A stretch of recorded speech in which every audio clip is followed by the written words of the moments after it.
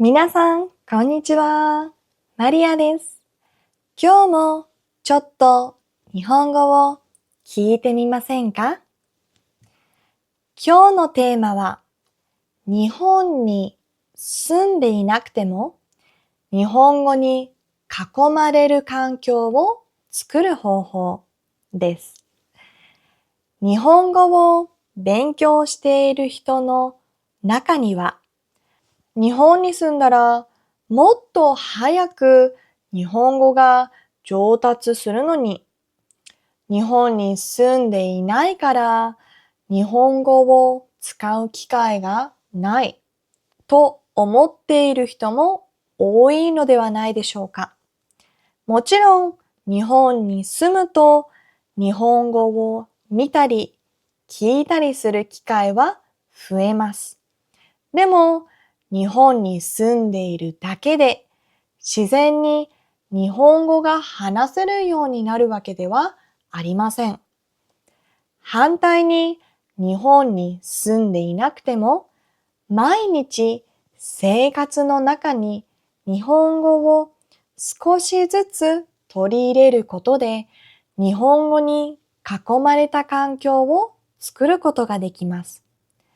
今日は日本に行かなくてもできる日本語環境の作り方について話したいと思います。まず、日本語環境とは何でしょうか？日本語環境とは、日本語を勉強する時間だけではなく、日常生活の中で日本語を見たり、聞いたり、使ったりできる環境のことです。例えば、毎日30分、教科書で日本語を勉強しているとします。それはもちろんとても大切です。でも、勉強が終わった後、残りの一日をすべて自分の母語で過ごしていたら、日本語に触れる時間は30分だけです。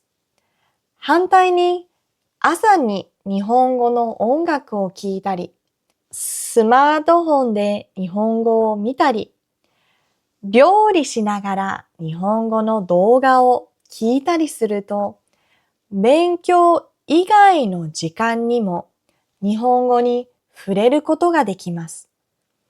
大切なのは、生活のすべてを日本語に変えることではありません。毎日の生活の中に小さな日本語の時間を増やしていくことです。一番簡単に始められる方法は、スマートフォンの中に日本語を増やすことです。私は毎日何度もスマートフォンを見ます。そのため、スマートフォンは日本語環境を作るためにとても便利な道具です。例えば、日本語を教えているアカウントや日本人の日常を紹介しているアカウントをフォローしてみてください。日本語学習専用のアカウントだけではなく、自分が好きなテーマの日本人アカウントをフォローするのもおすすめです。料理が好きなら日本の料理アカウント、ファッションが好きなら日本のファッションアカウント、ゲーム、旅行、メイク、スポーツ、音楽などどんなテーマでも大丈夫です。興味のある内容なら知らない日本語があってももっとわかりたいという気持ちが生まれます。ただし最初からスマートフォンの言語を全部日本語に変える必要はありません。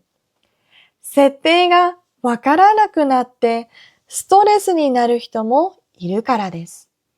まず一つのアプリだけ日本語にしたり、よく見るアカウントの中に日本語を増やしたりするだけでも十分です。日本語がまだわからない人は、聞いてもわからないから意味がないと思うかもしれません。でも、すべてを理解する必要はありません。日本語の音やリズムに慣れるためには、理解しようと集中して聞く時間だけでなく、自然に聞き流す時間も役に立ちます。朝の準備をしながら日本語のポッドキャストを聞く。料理しながら日本語の動画を流す。散歩しながら日本語の音楽を聴く。このようにいつもしていることと日本語を組み合わせてみてください。ただし、難しすぎる内容を長時間聞き続けると疲れてしまうことがあります。そのため、自分のレベルや少し優しい内容やすでに一度聞いたことがある内容がおすすめです。同じエピソードを何度も聞くのもとても効果的です。1回目はほとんどわからなくても、2回目には聞いたことがある単語に気づきます。3回目には短い文章が聞き取れるかもしれません。新しいものをたくさん聞くよりも、同じものを繰り返し聞く方が理解が深まることもあります。日本語を勉強だけのものにすると疲れてしまいます。そのため、自分が好きなことを日本語で楽しむ時間を作ることも大切です。アニメが好きな人は日本語音声でアニメを見る。ゲームが好きな人は日本語でゲームをする。料理が好きな人は日本語のレシピ動画を見る。メイクが好きな人は日本人のメイク動画を見る。大切なのは日本語を勉強しなければならないと考えるのではなく、好きなことをしていたら日本語にも触れていたという状態を作ることです。もちろん最初からすべて日本語だけで理解するのは難しいです。字幕を使っても大丈夫です。ただ、いつも自分の母語の字幕だけを見ていると、日本語をあまり聞かなくなることがあります。一度目は母語の字幕で内容を理解して、二度目は日本語字幕で見る方法もおすすめです。短い動画なら気になった表現を一つだけメモしてみてください。全部の単語を調べる必要はありません。一つの動画から一つの表現を覚えられたらそれで十分です。家の中に日本語を置くのも簡単な方法です。例えば、冷蔵庫に冷蔵庫、机に机、鏡に鏡と書いたメモを貼る方法があります。初心者にはとてもわかりやすい方法です。でも単語だけではなく短い文章を貼るのもおすすめです。ドアの近くに鍵を持ちましたか？鏡の近くに今日は何を着ますか？机の近くに今日は何を勉強しますか？と書いておくこともできます。毎日同じ日本語を見ることで少しずつその表現に慣れていきます。また、買い物リストを日本語で書いたり、カレンダーの予定を簡単な日本語で書いたりすることもできます。例えば、スーパーに行く、日本語を勉強する、友達とご飯を食べるのような短い文章で大丈夫です。生活の中で本当に使う言葉は覚えやすく忘れにくいです。日本語を話す相手がいなくても話す練習はできます。その方法の一つが日本語で独り言を言うことです。朝起きた時に眠いです。今日は暑いです。コーヒーを飲みたいです。と言ってみます。料理しながら、今、玉ねぎを切っています。次に水を入れます。ということもできます。外を歩きながら、あの犬はかわいいです。人がたくさんいます。雨が降りそうです。と自分の周りにあるものを日本語で説明してみてください。最初は子供のような短い文章しか言えないかもしれません。でもそれで大丈夫です。難しい文章を頭の中で考えるよりも簡単な文章をすぐ口から出せることの方が大切です。わからない言葉があったら、後で調べてみてください。話している途中で毎回調べると会話が止まってしまいます。まずは自分が知っている言葉だけで説明する練習をしてみましょう。毎日短い日記を書くのもおすすめです。長い文章を書く必要はありません。1日3分だけでも大丈夫です。例えば、今日は仕事をしました。昼ご飯にパスタを食べました。夜、日本語のポッドキャストを聞きました。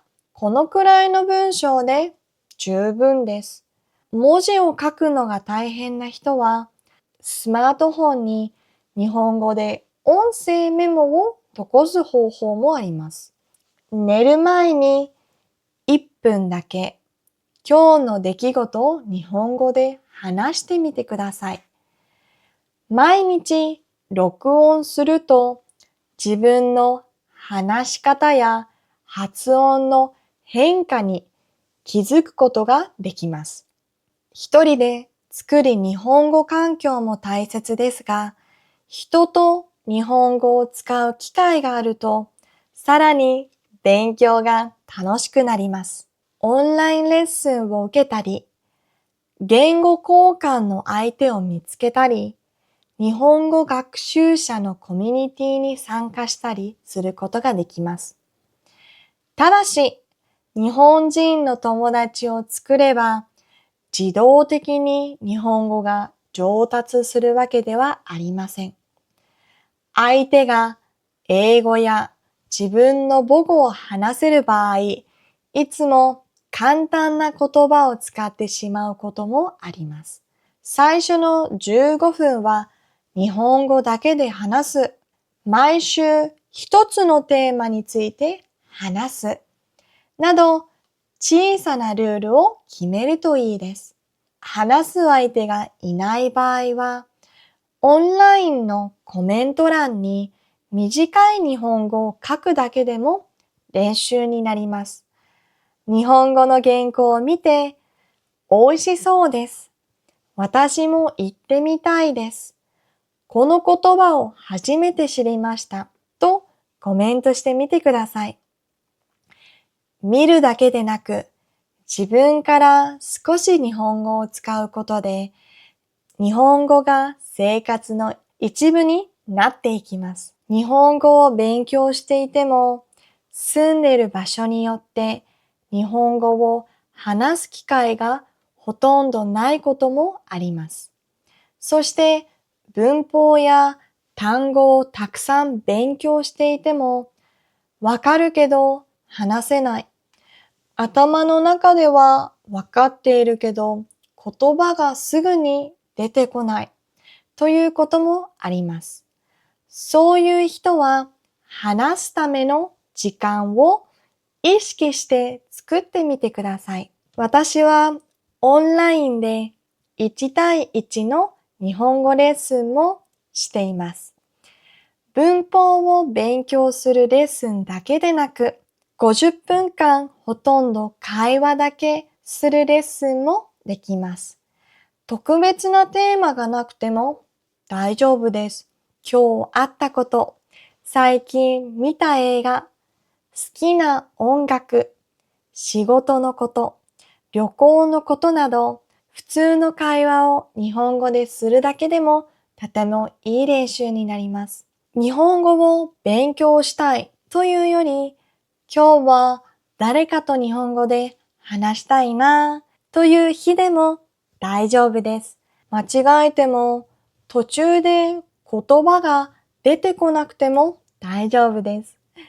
必要な時は私が自然な言い方を教えたり、会話を続けるために質問したりします。もし日本語を話す相手がいなくて、もっと日本語を口から出す練習をしたい。誰かと日本語で話す時間が欲しいと思ったときは、いつでも私と話しに来てください。日本語を勉強する場所というより、日本語を実際に使える場所の一つとして使ってもらえたら嬉しいです。皆さんは毎日の生活の中でどのように日本語に触れていますか？そして日本語をもっと使いたいけれど、話す相手がいなくて困ったことはありますか？今日紹介した方法の中でどれを試してみたいか、ぜひコメントで教えてください。では今日はここまでです。今日も最後まで聞いてくれてありがとうございました。ではまた次のポッドキャストでまた会いましょう。またねー。